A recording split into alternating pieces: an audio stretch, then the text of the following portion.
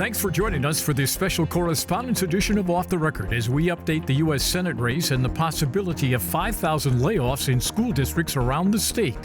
Around the OTR table, Jonathan Osting, Simon Schuster, Beth LeBlanc, and Chad Livengood. Sit in with us as we get the inside out off the record. Production of Off the Record is made possible in part by Martin Waymeyer, a full-service strategic communications agency, partnering with clients through public relations, digital marketing, and public policy engagement. Learn more at martinwaymeyer.com. And now, this edition of Off the Record with Tim Skubic. Thank you very much. Welcome to Studio C on this ugly-looking Friday morning. As let's take about a story going on next week. Control of the Michigan House is not on the ballot, but yet it is. What's going on, Beth? Well, for the past several months, the House has been at a 54-54 tie because two Democrats won their races for mayor in Warren and Westland. So next week, that tie may be broken. It will likely be broken with the special elections that take place Tuesday in Warren and Westland. Democrats are highly favored to win those seats at this point, and so Democrats could get their 56-54 majority back. So what? I think if there's any blessing for Democrats in this, it's that it's given them a sort of a birth of time to figure out what they want their strategy to be moving into the second year of their majority. Now the question is, what are they going to do with that time when they obtain it? Well, look, just because they have 56 votes, assuming, and I think you are correct, that these will win this thing, that's not a gimme for the governor on stuff that she wants out of this legislature, because she still has problems in that Democratic caucus, doesn't she? Yeah, no, I mean, one of the big issues staring at House Democrats right now is an overhaul of the state's business incentive program. And that's one area specifically where some of the more liberal or progressive members of the caucus have some heartburn over what Whitmer's doing. And aren't going to align with her necessarily on that. And they have not communicated with her on this, and she says, we need to talk. Yeah, that was a real eye-opener when that bill passed, and she acted like she hadn't been, briefed that they were going to do this. That she had been up on the island for the last 6 months, right? Yes, exactly. And so this line of communication, particularly between her and Senator Mallory McMorrow, seems to have gotten a little frosty, and they've sort of made some, suggestion that things have been, kind of cleared up a little bit, but the way the governor kind of took a little, kind of a broadside to the Senate over this bill was an interesting overture. But then the other big thing is the budget is not anywhere near a done deal. In particular, the governor's controversial proposal to transfer or divert some $600 million away from retirement benefits for public school employees and spend it elsewhere in the K-12 budget. There's a lot of heartburn over this, and there are, including among some Democrats. On the business issue, the senator wants to give more money to locals and take some of the money away from the governor and her people to decide where it goes.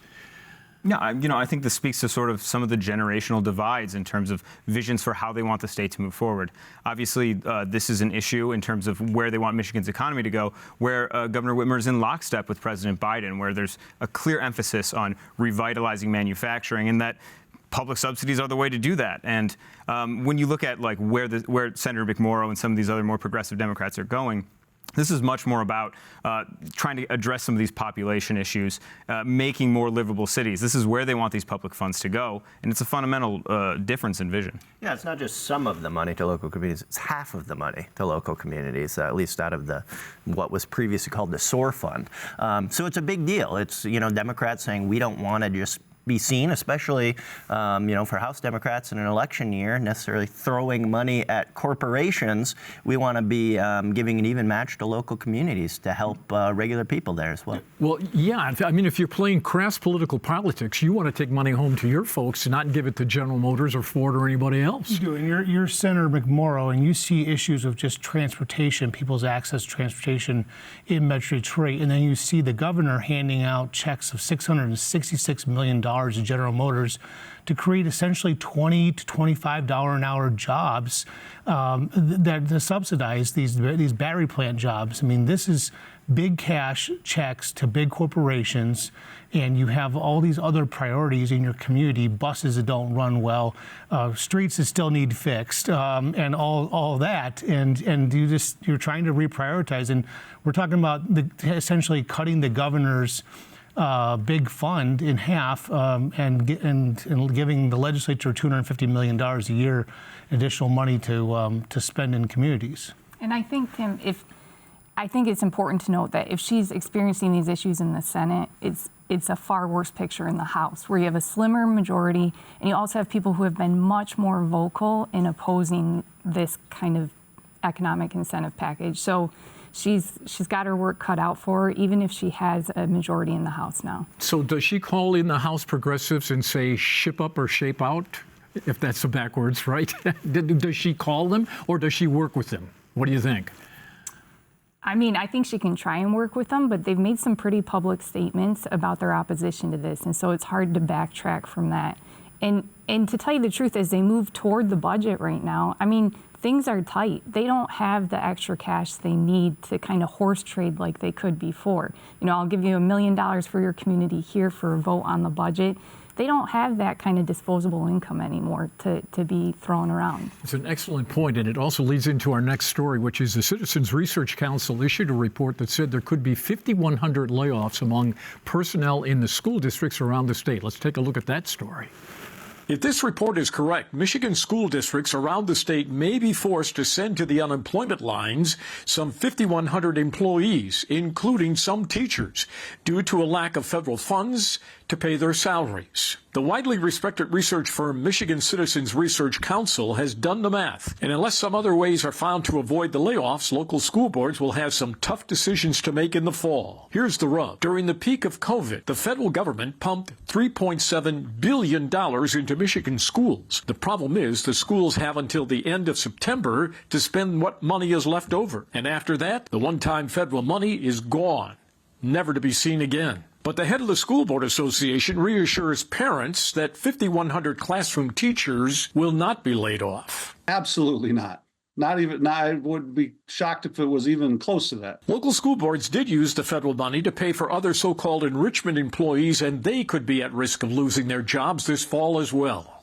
We've, brought in reading coaches, math coaches, to deal with the kind of mental health aspects of COVID. When we could find them, districts have brought in social workers, mental health providers, counselors.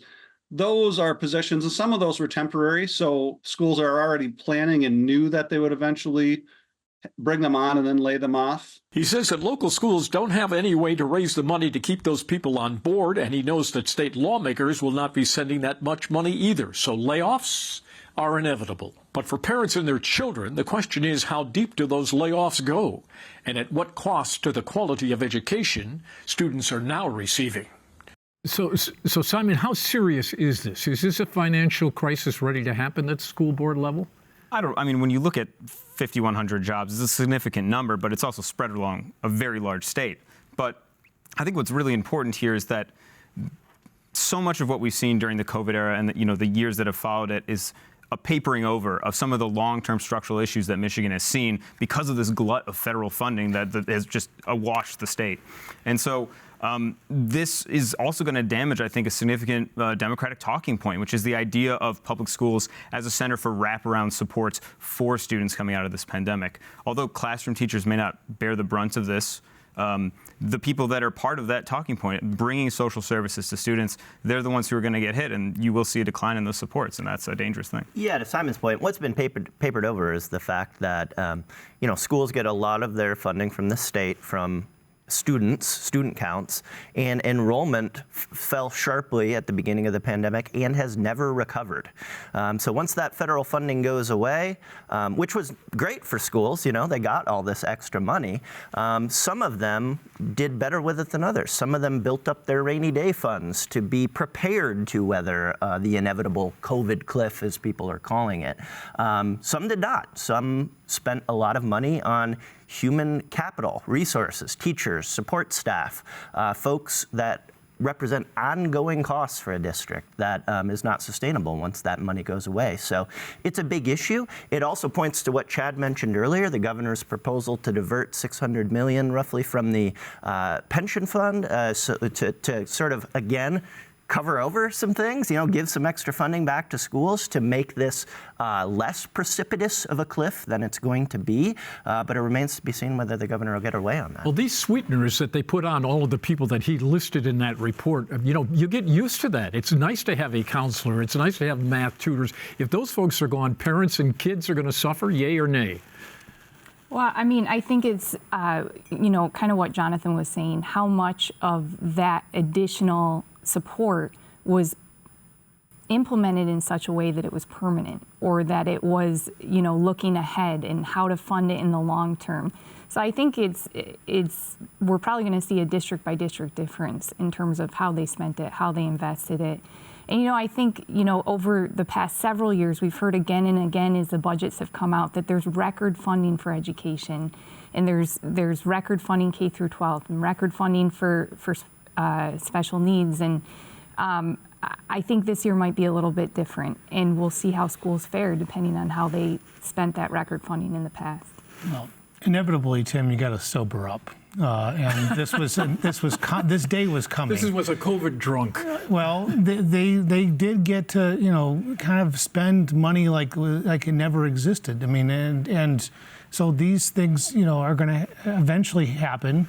We're not even in a recession and this is happening. I mean, Ann Arbor Schools has a $25 million deficit, and if you start thinking about 5,100 positions.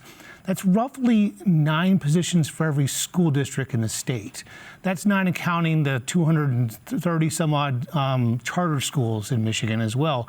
So just if you start thinking about it, it's not that too far off or to think that they might have to reduce the personnel by 9 positions per district. And when you think about Ann Arbor, where they're talking about dozens of jobs they have to get cut in order to cut $25 million out of a deficit.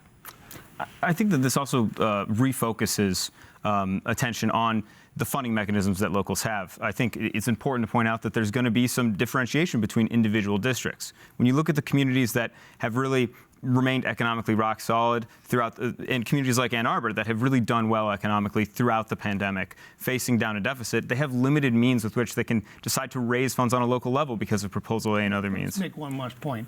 We're talking about Ann Arbor, one of the most affluent communities in the state. Yes, not River Rouge. Another local story of just of recent is West Bloomfield Schools. They're tearing down an old school.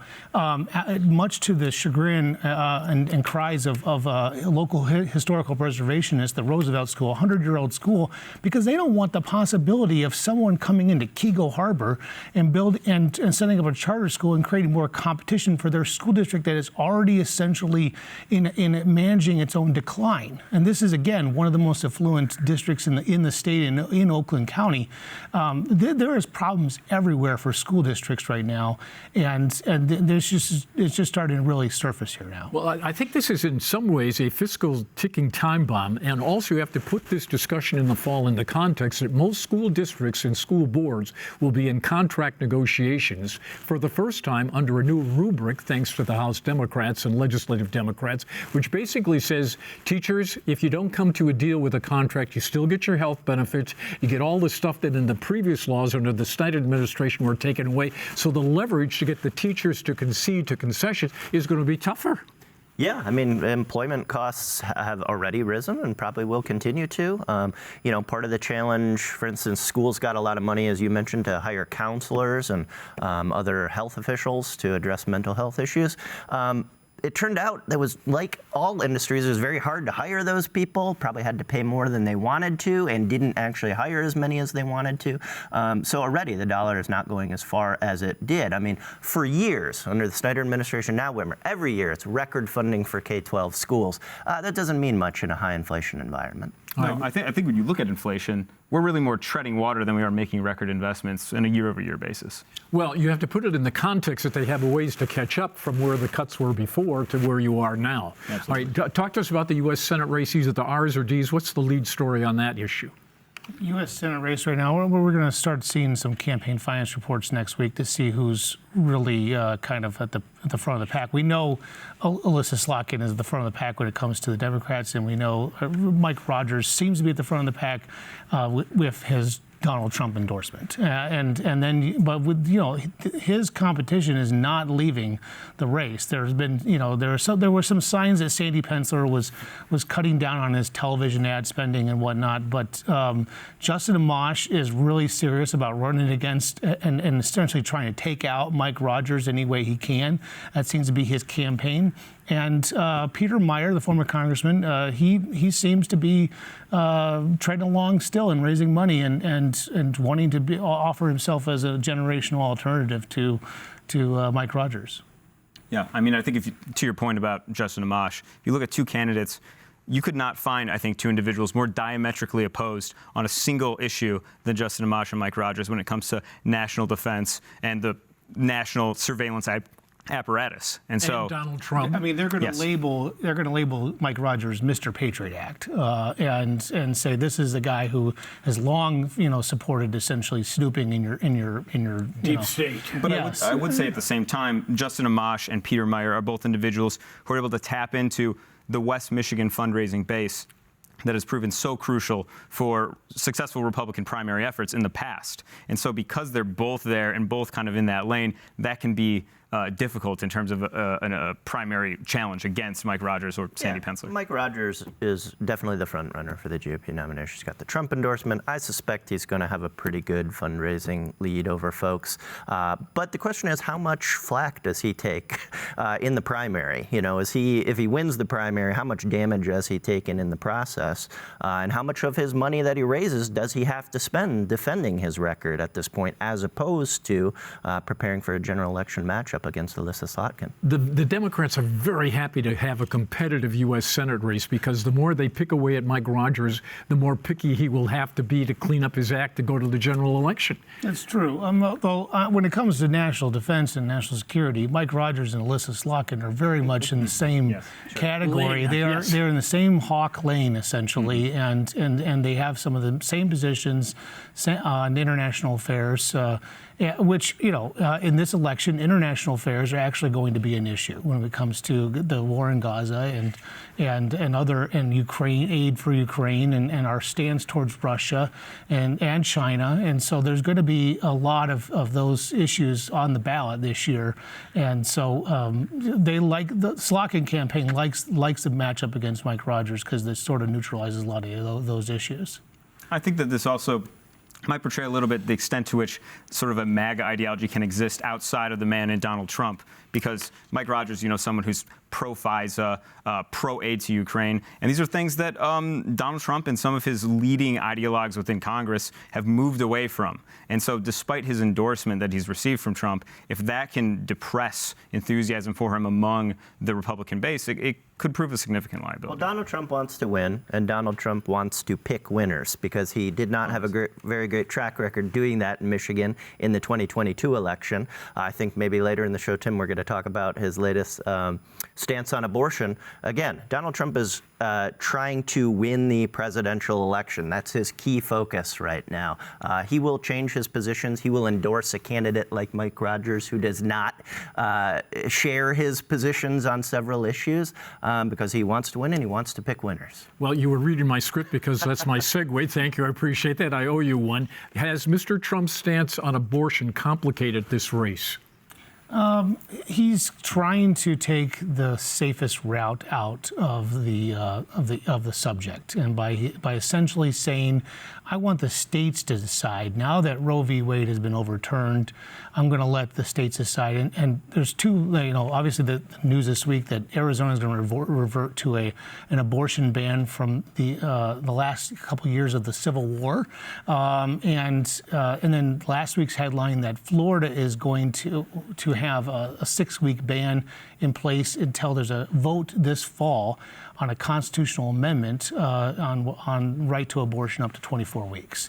And he knows that being on the ballot, he does not want to take a stance on it. When he was in the state, he was shouted a question in Grand Rapids a couple weeks ago, and he was asked what his stance was. He's like, I'm going to make an announcement next week.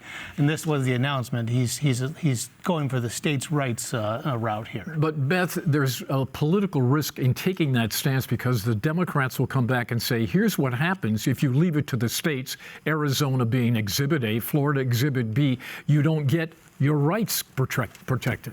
Sure, that might work in other states, but I think that'd be a hard argument to make in Michigan in particular. I mean, if it is left to the state, I mean, Michigan has one of the most permissive constitutional amendments in the U.S. So I think in Michigan, where Biden is looking to make gains and to gain ground in that sense, that would be a difficult argument to make because if it is left to the states, it's kind of already resolved at this point. Well, go ahead. I would agree to an extent, but I would also push back slightly because I think it's important not to underestimate the nationalization of our elections. And so for especially voters who are really activated about this issue, they're not just going to go and look and see Arizona and Texas and say, well, so sorry for them that they can pound sand because things are great here in Michigan. I think that Democrats, especially pro-choice activists, have worked really, really hard to cast this as a national issue where there needs to be sort of an interstate solidarity among the people who care. Well, plus they also want to broaden the discussion not on abortion, but to reproductive rights for women in general, sure. Which leads us into this story as to what is the issue that the Democrats use here in Michigan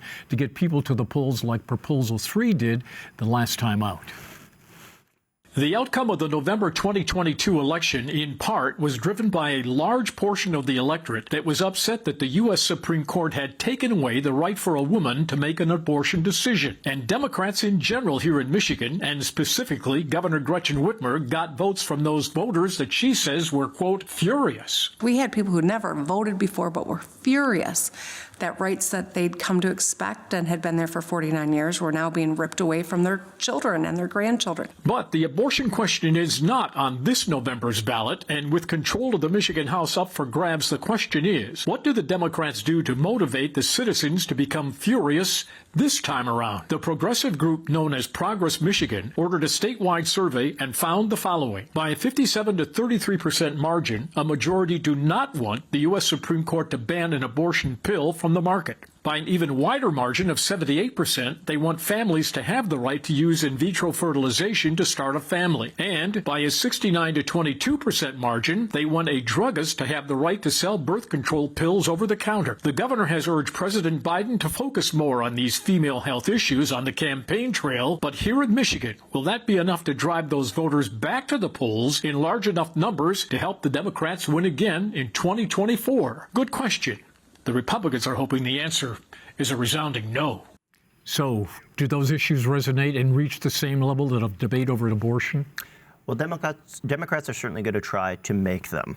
We saw with great fanfare, more than a typical bill, the governor signing the surrogacy bill package recently here in Michigan that updated laws to make surrogacy pregnancy no longer, contracts anyways, illegal in the state.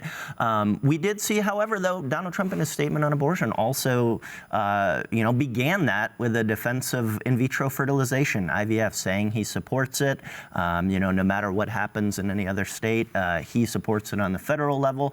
I mean, Trump is trying to take the sails out of Democrats, what Democrats viewed as, again, a likely winning issue for him this year, abortion, and all of the surrounding reproductive rights issues around that. It was huge in 2022, of course, in Michigan. Donald Trump said in his statement, follow your heart on this, but also we need to win elections. And when Senator Lindsey Graham, when the Susan B. Anthony list came out and said, come on, Trump, you're not standing up for folks that elected you who want a national abortion ban, he said he lashed out at Lindsey Graham saying, this guy's going to cost us the election. So it's a political calculation for Trump. But there was also people in the anti-abortion community who said, Mr. Trump, we may not like what this is, but we got to win. Exactly. They're going to vote for him anyways. And I think on a divisive issue like this, where there's so much, it's such a wedge issue, for We're in an election right now where there's so much mudslinging and there's so much character assassination on both sides of the aisle. There's nothing preventing Democrats from just saying, why should you believe Trump when he says he wants it to be a states' rights issue? What's to prevent him from getting into office and taking executive action anyway? Why should you take him at his word? And I think with the amount of money that's going into this election, they can hammer that message home until the cows come home. And they're going to use this in the congressional and Senate races. There will be ads that say, don't trust Donald Trump. Don't trust John James. If John James goes back to Congress and Donald Trump is president, they're going to put a 15-week ban in or whatnot. Or They'll even find a way to do it. Yes, and so there's going to be, a reminder that, again, the supremacy clause here discussion, the federal law will trump these state regulations and laws, and so that's going to be, that's going to be where the Democrats come back and remind people. I mean, we just saw this week, Biden rolls out an ad, Biden on camera, saying, I'm going to fight like hell. Now, where have we heard that phrase before when it comes to this subject? What's her name? It'll come to me in a second. Yes, Governor Gretchen Whitmer. She even has a PAC named that now, and she's going around the country raising money for it and helping congressional candidates. I mean, we can speculate about what she's trying to do to boost her own national profile, but it is going to be the phrase of the campaign season. You just watch. And they're going to focus on this, and they're going to just be reminding people, like Donald Trump put those 3 conservative justices on the Supreme Court. They took away Roe v. Wade. They can take away IVF. They can take away, the pill. I mean, they're going to hammer that home all year long. What Trump did this week is arguably make their job a little harder in that sales pitch, I think. He tried to stake out a more popular position with voters, and now Democrats have to come back and say, well, he's probably lying. If he had just come out and supported a 15-week abortion ban, Democrats would have been very happy about that. On that note, thank you. That went by fast, right? Okay. More Off the Record right here next week. See you then. Production of Off the Record is made possible in part by Martin Waymeyer, a full-service strategic communications agency, partnering with clients through public relations, digital marketing, and public policy engagement. Learn more at martinwaymeyer.com. For more Off the Record, visit WKAR.org. Michigan Public Television stations have contributed to the production costs of Off the Record.